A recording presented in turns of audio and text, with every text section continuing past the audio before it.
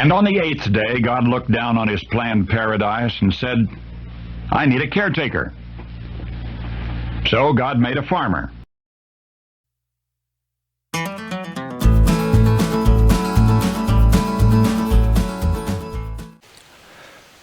Howdy folks, Darren back with you here at Cross Timbers Farm. Welcome to 8th Day Chronicles. Glad to have you with us today on this beautiful last day of July.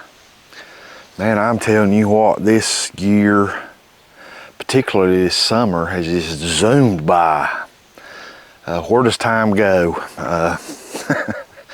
Time stops for no one, and this sounds like a broken record. I'm sure that everybody watches our videos on a regular basis, and we do appreciate that. For you new people that stop by our channel, welcome. Let me take my glasses off and be a little more personable. Welcome. We're glad you're here. If you will, please click on the subscribe button and the notification bell. Give us a thumbs up. We really appreciate our subscribers. We're becoming like a family. We've got a lot of regular subscribers that we interact with on a regular basis, and even though a lot of those folks I've never physically met in person, we have a connection, and goodness, you ever seen a better than that? We have a connection, and I feel like I know them, and they know me. So, welcome. We're glad you're here. We are in our farthest from our, when I say farthest from our barn and our farm, we're in our furthest pasture, reclaimed hayfield. We are reclaiming this hayfield. We started work on it about a year ago, and it's a work in progress. We have got a significant weed load back here. We've got a lot of good grasses already in the field. We've got orchard grass. We've got some spotty timothy. We have tall fescue and some Kentucky bluegrass and some native grasses. We have a little bit of red clover, some ladino clover, and a lot of weeds. We've been working on weed control in this particular hayfield for a little over a year now, probably about a year and a half, real close to that. Maybe a year and 3 months, somewhere in that area. Reclaiming a hayfield and producing high quality hay is no accident. If you purchased your farm and where your hayfields are and they were already in prime shape, I would about bet you that someone somewhere down the line done a lot of work on those hayfields. And if you fall into that category, God bless you. That is fantastic. For the rest of us, we're going to have to work at it. We're going to have to work at it pretty hard. We bush hogged this hayfield we're working on about 2 weeks ago. And as you can see, there is a lot of organic material, the old grasses, the weeds, everything that's starting a biomass in this sod. This particular ground right here has not had hay taken off of it in several years. In that meantime, it kind of grew up and started getting a lot of weeds in it. And for the last year and a half, we've been trying to reclaim this hayfield. And it was a mediocre hayfield at best, even then. We're going to reclaim this. We're going to put our work and our sweat equity into this, and we're going to make this a high quality hayfield. Our test plot, a lot of the things we've learned there on a small scale through trial and error, and that way if it's error, that test plot is small and it don't end up costing us much funds out of our farm budget. What does work, we're bringing here. We've been mowing and clipping, when I say mowing, bush hogging, this reclaimed hayfield multiple times a year. We've already done it 3 times this year, and now we're getting ready to do it again. And you may look at it and go, well, it's down pretty low. We just bush hogged it about 2 weeks ago. After our bush hogging, when it got down to a level where we could see the sod better, we realized there was a lot of weeds, low growing weeds right on the ground. I just picked one here. This, folks, is called a common blue violet. It's just a small weed you can see that's about as tall as it grows. This stuff is everywhere in this hayfield. We got to do something with it. When we cut a couple of weeks ago, we cut for deer tongue and some horse nettle, things of that nature. We cut up about 5 to 6 inches. And after that taller stuff was down and gone, where we could look at the ground better, we started noticing a whole lot of lower weeds. Weeds that don't grow very tall, that hug right along the ground, that's a couple inches, 3 inches high or so. And so we're back with our rotary cutter, our Woods RC5 rotary cutter on the Kubota. And we're going to mow this field again, and we're going to lower this bush hog about as low as it'll go. I think it'll cut down to about 2 inches. And we're going to cut this very low to try to knock back some of this common blue violet, along with some of the other weeds too. We got more than just that. We got some clammy ground cherry, horse nettle, deer tongue. We're going to cut it really low and give it a couple of weeks and see what our results were. Then we may resort to some spraying to go ahead and while it's down, knock it on out, so to speak. A rotary cutter is a very valuable hay tool. And what do I mean by how could a rotary cutter that mulches, basically just mows down and mulches up anything you run over with it, you know, your grasses and weeds and things.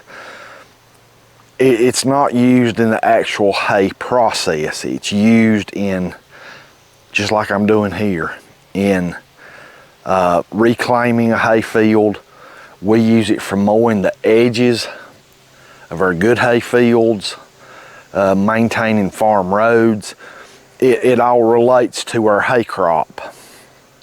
A rotary cutter or a bush hog, most people refer to these things as just a bush hog. Bush hog's actually a brand, but they just kind of got that name stuck with a rotary cutter. This one is a Woods RC5.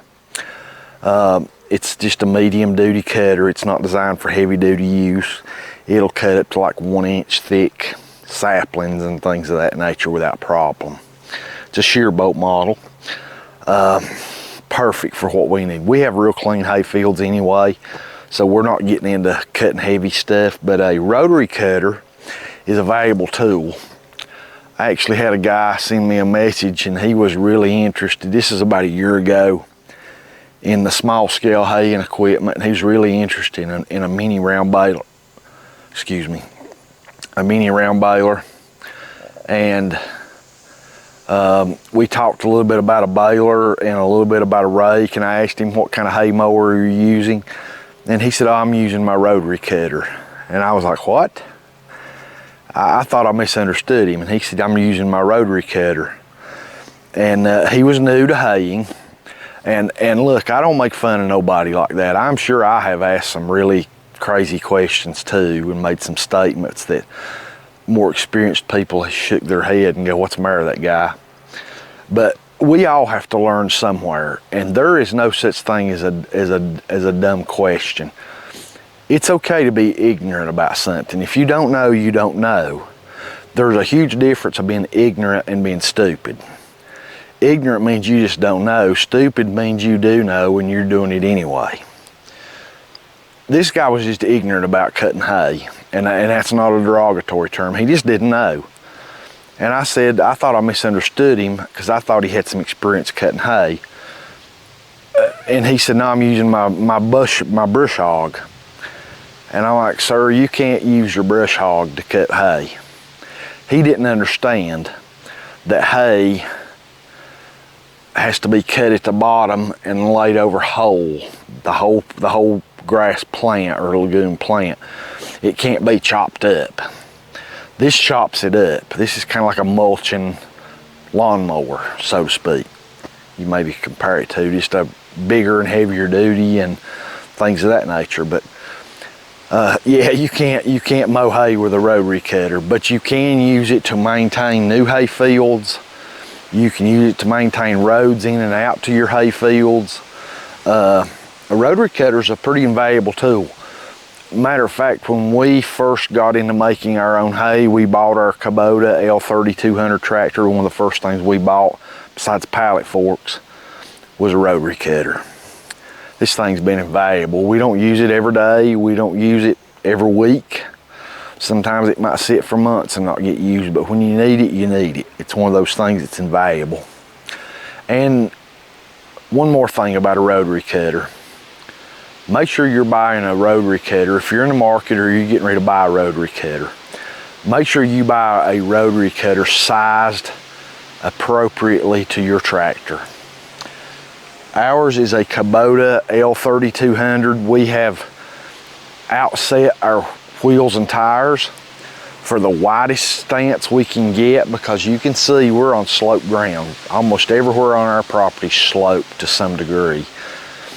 There's a lot of it we can't even get on with a tractor, but it's so steep. But we have outset everything. We put ballast in our rear tires. Our tractor is 4-wheel drive.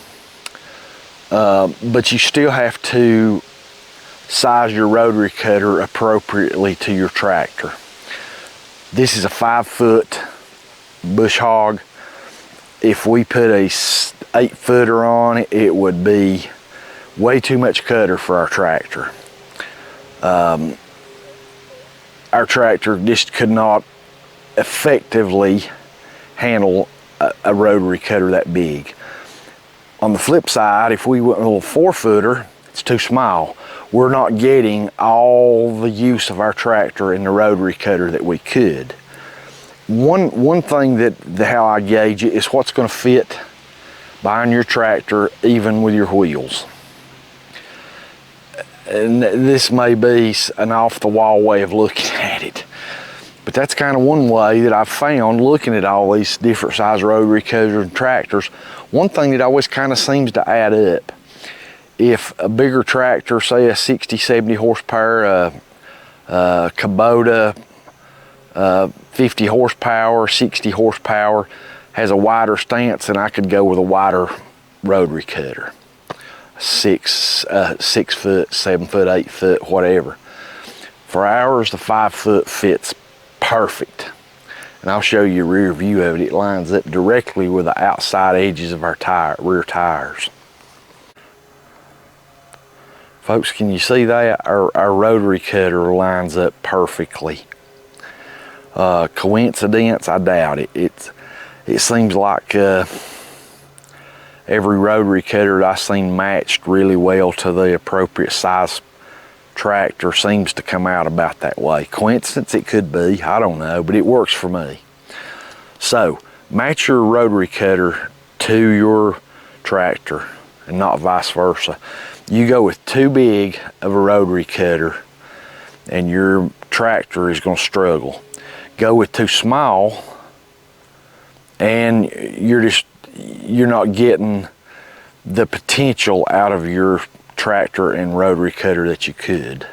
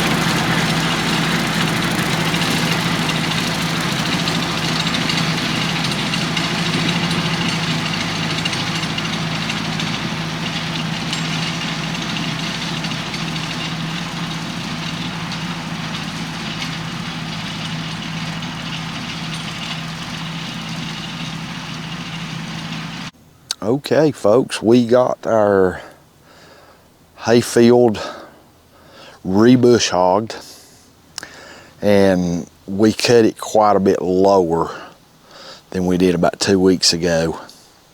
And I have found out that as low as my rotary cutter will go is not going to clip this common blue violet. Man, this stuff is everywhere. When you really take out the grasses and the taller weeds, and you can reveal that bottom 2 to 3 inches of your sod, man, this stuff is everywhere. We got a problem in here with it. It's a broadleaf weed, and hopefully a application of the minimum amount we can get by with of 2,4-D might do something with this. I don't know. If anybody has experience with this common blue violet, let me know. Another nemesis we have back here, worse than clammy ground cherry or horse nettle, which is our main problem in some of our other hay fields, is this right here. And this one got clipped a little bit. You can see it's a little dead where it got clipped about 2 weeks ago, but you can see some of it's still green. This is commonly referred to as deer tongue. This is it's in the family with panic grass. It's actually considered a panic grass. It's in that family, but it's commonly referred to as deer tongue. This stuff, I'm gonna bend down. Right here's a small one, right at my feet. Right there. That's a small one. This stuff can grow thigh high. I mean, it can get really big. In this far reclaimed hayfield we're working on, this stuff's a problem, along with that common blue violet. And I'm no herbicide expert by far. Anyone knows what will control this short of glyphosate, I'm all ears. I really don't want to use glyphosate if I can help it, because what glyphosate does, it's going to kill your grass, it's going to kill everything. This stuff's a problem. My mowing and clipping is this and the blue violet. And this particular pasture is not having much effect. I'm going to have to resort to some herbicides. Man, that common blue violet is everywhere back here, everywhere. There's just a mat of it. And when the hay is and the grasses and the other weeds get on up, you know, knee high or so, you don't really see it until you cut really low and then look, and man, there is no shortage of it. There's a lot of it. And the clipping and rotary cutting is just not having a whole lot of effect on it. Now, this winter when we frost seed back here and get some really good established stands of our orchard grass and timothy and tall fescue going with some red clover, it will help crowd some of this out. But man, I'm telling you, there's a lot of it. There's a lot of it. I think I'm going to have to resort to some kind of spraying. And everything that I read and study, 2,4-D will not touch this stuff right here, this deer tongue. It's a panic grass. It's actually in the panic grass family, and it's considered in the grass family. So, as we know, 2,4-D is for broadleaf weeds. This stuff, you'd think it's a broadleaf weed, but it's not. It's in the grass family. It's biological makeup. And so my understanding is, and I've seen it in some of our other pastures, 2,4-D is just like spraying rain on this. Water, it does nothing to it, has no effect on it. So if anyone out there has any suggestions on what to do, with these jokers right here and this joker right here, I'm all ears. Drop some comments and let me know. I know there's some very experienced quality hay farmers, small scale hay farmers out there that I'm sure might have some good advice for me. I'm all ears. Our test plot series is about to wrap up too, and all this is going right along kind of with it. I know we've got some subscribers that have really been working hard on their hay fields, because I've conversed with them. Chigger Hill Farms, Mr. Wise, I believe is his name, Tommy Wise. I converse with him quite a bit through comments and messages, and he's doing a phenomenal job from what I understand with his test plot and reclaiming his hay property and his hay, and he's well on his way to high quality hay. But one reason I mentioned him, you take different areas of the country, you end up with some different weeds. And here in our area, these two, especially in this one pasture, or our one hay field here, is a problem.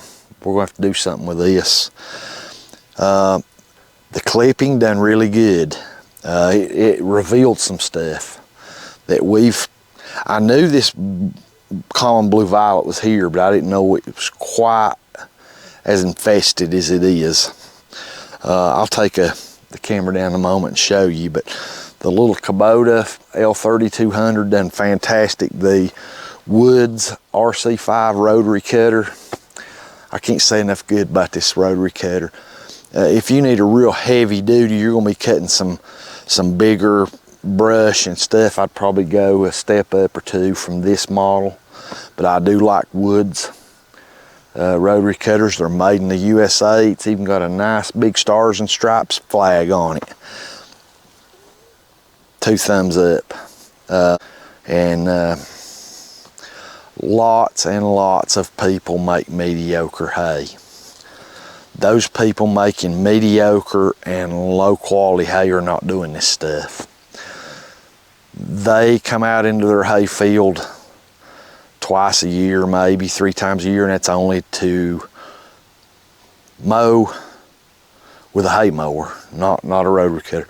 Mow, rake, and bale.